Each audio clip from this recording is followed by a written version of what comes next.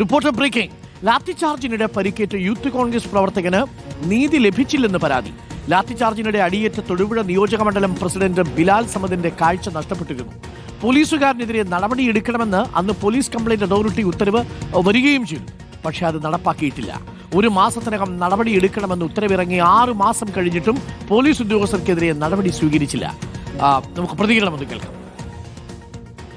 കുറ്റക്കാരനായിട്ടുള്ള Ajin D എന്ന് പറയുന്ന പോലീസുകാരനെതിരെ കർശന നടപടിയെടുക്കണമെന്ന് ആവശ്യപ്പെട്ടുകൊണ്ട് പോലീസ് കംപ്ലയിൻറ്റ്സ് അതോറിറ്റിയുടെ ഓർഡർ മാർച്ച് മാസം 20 ഇറങ്ങിയതാണ്. ഇയാൾക്കെതിരെ 1 മാസത്തിനുള്ളിൽ നടപടി സ്വീകരിക്കണമെന്ന് ആവശ്യപ്പെട്ടാണ് ഈ ഓർഡർ ഉള്ളത്. പക്ഷേ 5 മാസം കഴിഞ്ഞു, എന്നിട്ടും ഒരു തരത്തിലുമുള്ള നടപടി എടുത്തിട്ടില്ല. ഇയാളെ സംരക്ഷിക്കാൻ പോലീസ് ശക്തമായിട്ട് ശ്രമിക്കുന്നുണ്ട്.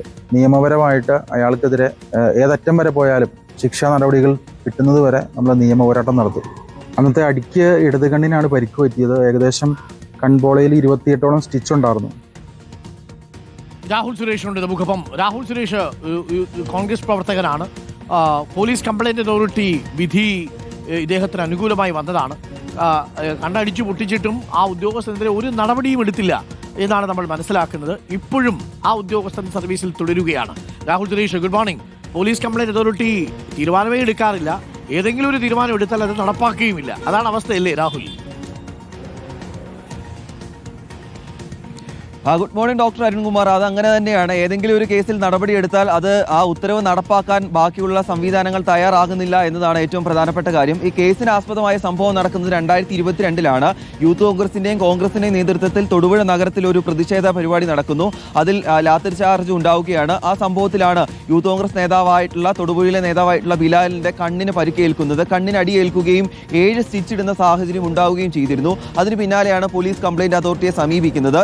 ഈ വർഷം മാർച്ചിൽ ഈ സംഭവവുമായി ബന്ധപ്പെട്ട് പോലീസ് കംപ്ലയിന്റ് അതോറിറ്റി ഒരു ഉത്തരവ് പുറത്തിറക്കുകയാണ്. അതായത് ഈ ബിലാലിനെ മർദ്ദിച്ച പോലീസുകാരനെതിരെ നടപടിയെടുക്കണം, 1 മാസത്തിനുള്ളിൽ ഇതുമായി ബന്ധപ്പെട്ട് നടപടിയെടുക്കണമെന്നാണ് കൊച്ചി DIGക്കും ഇടുക്കി ജില്ലാ പോലീസ് മേധാവിക്കും നൽകിയ ഉത്തരവിൽ പറയുന്നത്. പക്ഷേ ഈ ഉത്തരവിറങ്ങി 6 മാസം കഴിയുമ്പോഴും ഒരു നടപടിയെടുക്കാൻ പോലും തയ്യാറായിട്ടില്ല എന്നാണ് പറയുന്നത്. 1 മാസത്തിനുള്ളിൽ നടപടിയെടുക്കണമെന്ന് പറഞ്ഞിട്ട് ഇപ്പോൾ മാസം 6 കഴിയുന്നു. ഇപ്പോഴും ആ ബിലാൽ എന്ന ചെറുപ്പക്കാരൻ നീതി തേടി അലയുകയാണ്. ഏതാണ്ട് 3 മാസം ബിലാൽ ആശുപത്രിയിൽ കഴിയേണ്ടി വന്നു. 3 മാസത്തെ ചികിത്സയ്ക്ക് ശേഷമാണ് ഈ കാഴ്ച വീണ്ടെടുക്കാൻ കഴിഞ്ഞതെന്നാണ് പറയുന്നത്. ആദ്യഘട്ടത്തിൽ 70% കാഴ്ച നഷ്ടപ്പെടുകയും ചെയ്തിരുന്നു. എന്താണെങ്കിലും ഇപ്പോഴും നീതി തേടി അദ്ദേഹം ഇപ്പോഴും നടക്കുകയാണ്. അദ്ദേഹത്തിന്റെ പ്രതികരണത്തിലൂടെ നമ്മൾ മനസ്സിലാക്കുന്നത് നിയമ പോരാട്ടം തുടരുമെന്നാണ്. ഇനിയെങ്കിലും ഇപ്പോൾ ജില്ലാ പോലീസ് മേധാവി മാറി വന്നിട്ടുണ്ട്. പുതിയ ജില്ലാ പോലീസ് മേധാവി ചുമതലയേറ്റിട്ടുണ്ട്. ഇനിയെങ്കിലും ഇതുമായി ബന്ധപ്പെട്ട നടപടി സ്വീകരിക്കണമെന്നാണ് അന്ന് അടിയേറ്റിട്ടുള്ള ബിലാൽ പറയുന്നത്. അരുൺകുമാർ, ഓക്കെ, തീർച്ചയായിട്ടും ബിലാലിന് നീതി കിട്ടണം എന്നുള്ളതാണ്. ഒരു പ്രേക്ഷകൻ ചോദിക്കുന്നു, ഇത് മുഖ്യമന്ത്രിയുടെ കുടുംബക്കാരാണോ പോലീസ് അതോറിറ്റിയിൽ നിന്ന്? ഷഫീഖ് ചോദിക്കുന്നു. നാട്ടുകാരങ്ങനെ ചോദിച്ചു പോകും. ഒരു വാക്ക് കൊണ്ട് പോലും സർക്കാരിനെ ബുദ്ധിമുട്ടിക്കാതിരിക്കാൻ, പോലീസിനെ ബുദ്ധിമുട്ടിക്കാതിരിക്കാൻ പോലീസ് കംപ്ലയിന്റ് അതോറിറ്റി നന്നായിട്ട് ശ്രമിക്കുന്നുണ്ട് എന്നുള്ളതാണ്. അപ്പോൾ എന്തെങ്കിലും നടപടി ഈ പോലീസ് കംപ്ലയിന്റ് അതോറിറ്റിയിൽ നിന്ന് വരുമോ എന്ന് മറ്റൊരു പ്രേക്ഷകൻ ചോദിക്കുന്നു.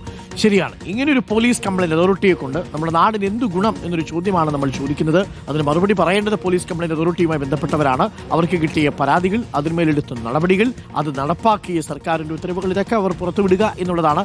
അതല്ലെങ്കിൽ പ്രേക്ഷകർക്ക് ഓർമ്മയുണ്ടല്ലോ, ജെൻസി നേപ്പാളിൽ നടന്നതുപോലെ ആളുകൾ പ്രതിഷേധിക്കാൻ തെരുവിലിറങ്ങുന്ന സാഹചര്യം ഉണ്ടാവും. അത് ഉണ്ടാക്കരുതെന്ന് മാത്രമേ നമുക്ക് പറയാനുള്ളൂ.